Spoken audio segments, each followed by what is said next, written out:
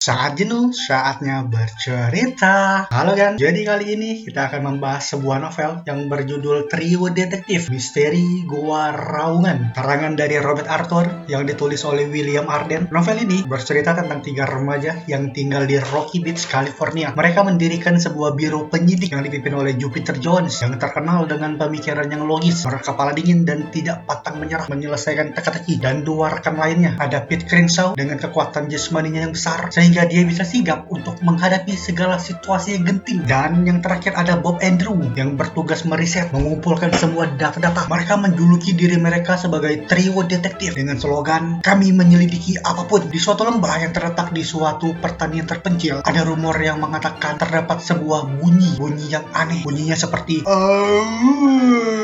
sebuah raungan yang pernah terdengar sejak setengah abad yang lalu dan sekarang terdengar kembali. Dan ditambah ada saksi seorang pekerja yang melihat ada sesosok tubuh yang sangat besar sekali berjalan keluar dari dalam gua ketika ia berjalan di saat senja. Tak lama dari itu, dua orang menghilang tanpa kabar. Di saat trio detektif berkeliling menelusuri lembah, Jupiter mengetahui kalau suara anomali tersebut berasal dari gua yang ada tepat di hadapan mereka, yaitu Gua El Diablo, yang mana sebenarnya hal itu telah dikatakan oleh Mr. Dalton dan istrinya, seorang warga lokal, kepada mereka jauh sebelum mereka berkeliling. Jadi, Jupiter ini gak percaya kalau belum menyelidikinya sendiri. Setelah mereka pergi ke dalam goa, di sana terdengar suara gemuruh dan jeritan yang panjang. Mereka berpendapat kalau suara itu bukanlah suara anomali, tapi suara seseorang yang sedang dalam kesulitan. Mereka bergegas menghampiri suara itu. Di sana, mereka menemukan Cardigo, anak buah Mr. Dalton, yang tertimpa bebatuan nolongnya. Pada malam hari, mereka bertemu dengan seorang mandor bernama Luke Hardin. Luke Hardin berpendapat kalau hal ini itu semuanya ulah si tua, dan ia mengatakan tidak ada yang bisa melihat si tua. Setelah Luke Hardin pergi, trio detektif ini bertanya ke Nyonya Dalton, maksud si tua itu sebenarnya bagaimana? Nyonya Dalton walaupun dengan enggannya, dia bercerita bahwa itu hanyalah legenda kuno yang dulu diceritakan orang Indian kepada orang Spanyol ketika orang-orang Spanyol berkunjung kemari zaman dahulu, bahwa terdapat hantu hitam mengkilap yang tinggal jauh di dalam gua. Mereka menamainya si tua, dan hanya El Diablo yang berani masuk ke dalam gua waktu itu. Ia hendak bersembunyi dari kejaran serif waktu ia melarikan diri dari eksekusi, seperti seorang Robin Hood sekaligus seorang penjahat, tergantung mereka yang melihatnya. Dan jejak El Diablo menghilang dan tidak pernah ditemukan lagi. Beberapa orang berpendapat kalau mereka tidak pernah melihat El Diablo keluar dari gua itu, dan sejak kejadian itu, suara raungan yang dulunya berbunyi setiap malam itu sama sekali tidak berbunyi lagi. Dan karena itu gua itu sekarang dinamakan Gua El Diablo. Dan sejak kejadian itu, suara raungan itu lenyap dan tidak pernah kedengaran lagi hingga sekarang ia berbunyi lagi, yang bisa kalian dengar saat ini. Setelah mereka mendengar cerita dari Nyonya Dalton, di malam yang tersisa ini mereka bersiap-siap mempersiapkan semua peralatan mereka. Mereka berniat masuk ke dalam gua El Diablo saat ini juga. Mereka membawa tali, senter, ada beberapa kapur ciptaan Jupiter yang masing-masing kapur warnanya berbeda-beda, dan itu dipegang oleh setiap dari mereka. Mereka pergilah ke gua tersebut, dan ketika berada di pintu masuk, sebuah batu besar terjatuh tepat di atas mereka. Untungnya mereka sempat menghindar sehingga sangat nyaris terkena ke mereka. Dan di sana mereka mengetahui kalau dari batunya terdapat semacam jejak dipindahkan. Tetapi karena mereka ingin masuk ke dalam, jadi mereka mengabaikan kejadian hal ini, dan mereka masuk ke dalam dipimpin oleh Jupiter dengan senternya, sementara yang lain dan yang lainnya menandai jalan yang mereka lalui. Di dalam, suara yang mereka lontarkan itu bergema, tetapi anehnya mereka ketika di dalam, mereka sama sekali tidak mendengar suara anomali itu lagi. Mereka masuk lebih jauh ke dalam. Di sana mereka menemukan sebuah jejak basah dan ada sebuah batu mengkilap, sementara di area sekitar itu sangat kering. Mereka tetap masuk ke dalam lagi, menjelajahi lebih dalam. Tak lama kemudian mereka bertemu dengan laki-laki tua. Lelaki itu mengayun-ayunkan senapan kuno yang ia pegang. Ia mengatakan kalau ia telah hidup di dalam gua ini 70 tahun lamanya. Lelaki yang bernama Ben Jackson. Mereka bercerita kepada lelaki ini kalau mereka masuk ke dalam itu karena mereka ingin mengetahui sumber suara dari anomali ini. Tetapi Ben Jackson setelah mendengar hal itu, seolah-olah